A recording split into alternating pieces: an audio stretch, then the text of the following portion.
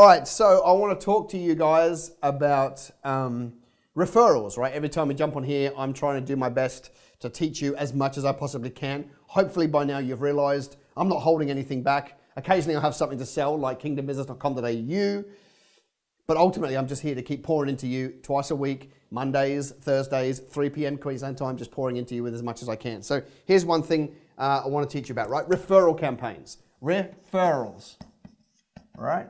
It's not a spelling test, so don't judge me. Referrals. We're talking here about getting your current customers to find you more customers, okay? So not referrals like BNI, that's a great strategy, but it's a different strategy. I'm talking here about you getting every one of your customers to find you another one. Somebody said to me the other day, how could you possibly double your business? So it's easy. Get every customer to find you a new one and you doubled your business, all things being equal. So this is really overlooked because you actually have to ask someone for something, right? And now millennials are going to really struggle because there's no platform that you can hide behind, right? You actually have to go talk to a human being. Old people are going to struggle because they think they should be adopting new strategies. This one has worked for a long, long time and it'll keep working. Most people are too scared to ask their current customers for referrals, and yet to me that's madness. They are the group of people that have voted with their wallet. They like you, they trust you the most. They're bought from you. They're the perfect group of people to ask for referrals, okay? So, interestingly though, when should we ask? That's the question, right? You've got a whole relationship here from finding out about you like a prospect right through to after they've bought from you. When should you ask? So we're going to draw a little bit of a graph up here, all right? And we're going to draw it out.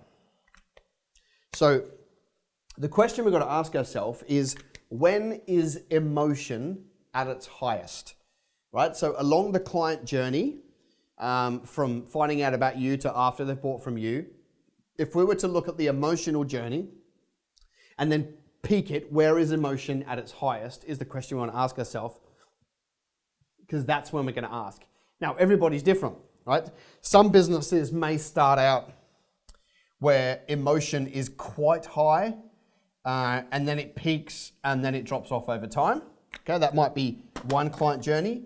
What would be an example of that? Well, for example, going to buy a new car, okay? So this is when you're shopping, you start your shopping journey for a new car. Now, if you've had an experience with used car salespeople, then it's not the best, all right? And then you do the negotiation, and then you da-da-da, and then at this point here is when you drive your new car out of the car yard, and that's when emotion's at its highest. So when you're feeling like the top dog, you got your new car. And now, of course, emotion doesn't stay that high for that long, because what happens is on the way home, you see 15 of the car that you just bought that you thought was unique. And then, of course, it's Australia, right? So you take it to a shopping centre and you park, because it's a brand new car to you, you park at the other end of the shopping centre, and then you go to shops for an hour and you come out and somebody's parked either side of you, no one else around you, and they've put 3 dents in your door, okay? Because it's Australia and that's how people do it over here. So that's one example.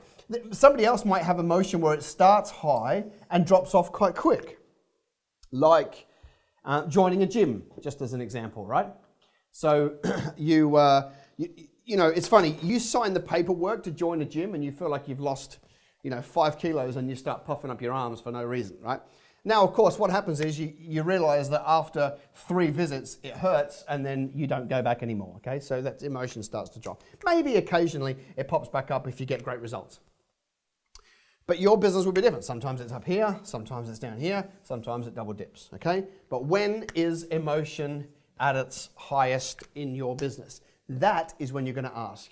You're going to ask every single customer every single time when emotion is at its highest. And it's going to become a process for you where you ask every single person every single time. Are we expecting 100% of people to say yes 100% of the time? No way. It's never going to happen. But if 13% of your customers find you one more customer, you just grew your business. And that's a good idea. So it's just about having a process. I ask at this point, always in the relationship, and then they're going to find you more business. They're already dealing with your customers, right? But if you don't ask them, they won't go and get them for you. One more thing when it comes to referrals. Should you incentivize referrals? I'm going to go with no or yes, depending on the outcome. Should you be saying to your customer, you know, I'll give you movie tickets if you find me another customer? I don't think that's a good idea. I think you've got to incentivize both parties or none. You don't have to incentivize. You can actually just say to your customer, can you find me some more? And some people will. What you can't do is you can't say to your current customer, hey, listen, Billy Bob, if you go find me, you know, another customer, I'll give you a $50, you know, Westfield voucher, just picking something. Because what happens is that person won't want to refer to their friends, because if their friend ever finds out that they benefited from the referral, they literally will be a bit upset. There'll be weirdness between friends, okay?